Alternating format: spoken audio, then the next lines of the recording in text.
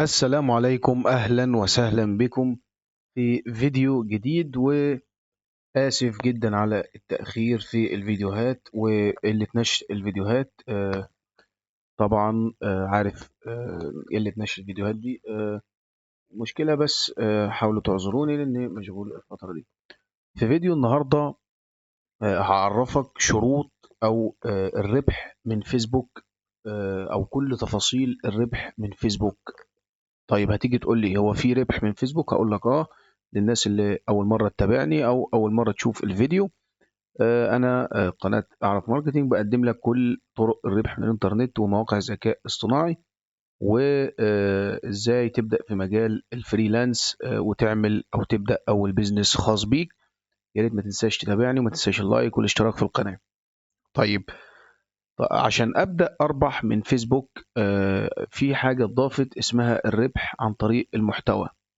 طيب ايه الربح عن طريق المحتوى، او ايه شروط الربح او ان انا اربح عن طريق المحتوى؟ هو في طرق ربح كتير، وكل حاجة وليها شروطها الخاصة بيها. طيب، لازم اولا كده المشاهدات، او اولا اسف، عدد المتابعين.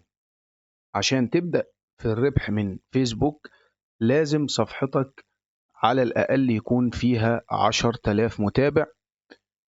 دي إن شاء الله هاعمل لكم أو في فيديوهات هتنزل على القناة بخصوص الربح من الفيسبوك وسلسلة الربح من الفيسبوك. هتعرف فيها إزاي تجيب متابعين وإزاي تبدأ أول ربح أو أول دولار، تاخد أول دولار ليك من فيسبوك. طيب، تاني حاجة المشاهدات. يعني إيه؟ مش كفاية إن أنت يبقى عندك متابعين بس، لأ، لازم كمان يكون عندك على الأقل مثلا خلال 60 أو آخر 60 يوم أو آخر شهرين 600 ألف دقيقة أو دقيقة مشاهدة. ودي سهلة جدا على فكرة على فيسبوك، لأن فيسبوك مش زي يوتيوب. أو يكون عندك عدد فيديوهات أو بتنزل ريلزات كتير على الفيس، ويكون عندك طبعا عدد مشاهدات يكون محترمة، مش مشاهدتين ثلاثة، لا، المشاهدات الضعيفة دي ما بتأهلش صفحتك إن هي تنضم لفيسبوك. طيب، تعرف إزاي؟ بتخش على فيسبوك وعلى الخانة اليمين بيبقى في حاجة اسمها لوحة المعلومات الاحترافية، بتضغط عليها وبتنزل على تحقيق الأرباح من المحتوى. طيب، طبعا عندي انا غير مؤهل، ان انا لسه ما حققتش شروط الربح من فيسبوك.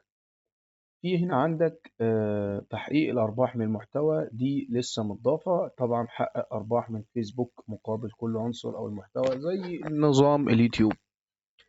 طيب، قلنا المشاهدات لازم يكون عندك 600 ألف دقيقة خلال آخر شهرين. تالت حاجة نوع المحتوى اللي حضرتك بتقدمه على الفيس. يعني تكون فيديوهات مش بوستات عادية، لا، لازم فيديوهات، أو تكون ريلز، ويكون محتوى أصلي برضو. حط تحت محتوى خط أصلي دي 1000 خط، لأن برضو في خوارزميات وبتعرف المحتوى الأصلي من المنسوخ. طيب، بعد ما بتحقق الشروط دي تقدر تربح من فيسبوك إزاي؟ رقم واحد، عن طريق الإعلانات على الفيديوهات، نفس منصة يوتيوب. رقم اتنين، الستارز أو النجوم دي في البث المباشر تقدر أو يقدر المتابعين إن هم يبعتوا لك هدايا على البث الخاص بيك. طبعا رقم ثلاثة، الريلز بونص، أو آه، الريلز في بعض الدول اسمها ريلز بونص. طبعا وده مشهورة جدا. وفي رقم أربعة اللي بنقدمه على القناة، الأفليت أو التسويق بالعمولة. طيب، لازم هقول لك على سر، أو لازم حتى لو عندك 100,000 متابع ومفيش تفاعل عندك، طبعا مش هتقدم أو مش هتبقى مؤهل إن أنت تربح من فيسبوك. لكن لو عندك مثلا 10,000 متابع، وال10,000 متابع مش شرط كلهم يتفاعلوا، بس في عدد كويس بيتفاعل على الفيديوهات أو الريلزات وبيكتب كومنتات، ممكن طبعا تكسب فلوس كويسة. نصيحتي ليك بما إنك بتعمل أو بما إنك مهتم بمجال الربح من الإنترنت وعايز تعمل أول بيزنس خاص ليك، اشترك في القناة، لأن هيبقى فيه فيديوهات هتنزل تاني إن شاء الله على القناة عن أرباح الفيسبوك وإزاي تربح طبعا وتعمل مبالغ كويسة. وفي فيديوهات عندي على القناة شارح فيها لو مش فاهم يعني ايه تسويق بالعمولة تقدر تخش تشوف، وفي كورس الإعلانات الممولة على سناب شات تقدر تخش تشوف الفيديوهات دي.